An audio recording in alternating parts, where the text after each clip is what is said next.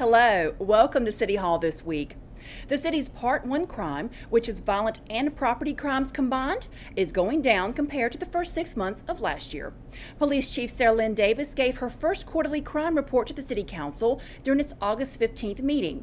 She reported that Part 1 crime dropped by 10% between January and June compared to the same time period last year. The decrease was driven by significant drops in the number of reported aggravated assaults and burglaries. Part 1 property crime, which include burglary, larceny, and motor vehicle theft, dropped by 12% during the first half of the year. And Part 1 violent crime, which is homicide, rape, robbery, and aggravated assault, went down slightly, less than 1% during the first 6 months of 2016. One of the ways the department worked to reduce violent crime during this period was through a 90-day operation that targeted shootings and armed robberies. The operation was conducted from May 1st through August 1st and focused on 23 people believed to be involved in these types of crimes. During that time, 17 of the 23 people were arrested, some multiple times, and 2 were sent back to the Department of Corrections. 12 of the 23 are on probation and 6 are currently in jail. For more information on the second quarter crime report, visit durhampolice.com. There are more developments to report in the city's efforts to address failed or struggling subdivisions. Since a new developer has bought the remaining lots in the Emorywoods Orchards Subdivision, the city will pay approximately $84,000 for the unfinished streets there to be completed. The original developer had declared bankruptcy before completing the street infrastructure throughout the subdivision. Meantime, residents in the Stonehill Estates and Ravenstone subdivisions will have to wait for their infrastructure to be completed. Some work on the unfinished streets and stormwater infrastructure has been completed, but most of the work still has to be done. The city is beginning its third round of bidding for the work because it has had little interest so far from contractors. Work on the new downtown parking garage project is moving forward on several fronts.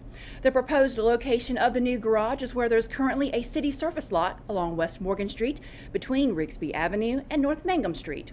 The city will spend $312,000 for environmental, geotechnical, special inspections, and construction materials testing for the site.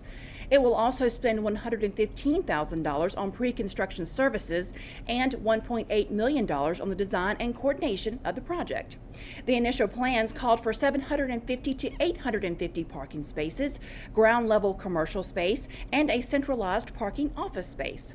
In response to public feedback, the design team will also consider the options for incorporating affordable housing within the project. A significant sewer main and manhole repair project is about to get underway throughout the city. The project involves the trenchless repair of deteriorated sewer mains and manholes located throughout Durham's sewer collection system. Cured-in-place pipe technology will be used for the project. This technology can reduce the time and overall cost associated with the repair of sewer pipelines because it doesn't need extensive excavation in the area where the sewer line is located. Once work is completed, the pipelines will be restored to near-new pipe structural integrity and capacity. Manholes will be restored to what's considered suitable access and connection points. The city will spend $3.2 million on the project. A network of automated devices measuring rainfall and stream flow throughout the city will continue to be operated and maintained by the U.S. Geological Survey. These devices are needed to provide information necessary for Durham's annual stormwater quality report to the State Division of Water Resources. The agreement with the U.S. Geological Survey has to be renewed every year and will cost the city approximately $94,000 for this year. That does it for City Hall this week. Don't forget to like us on Facebook and follow us on Twitter and Instagram. You can also find us on demand on Durham Television Network's webpage and on YouTube. Thank you for joining us.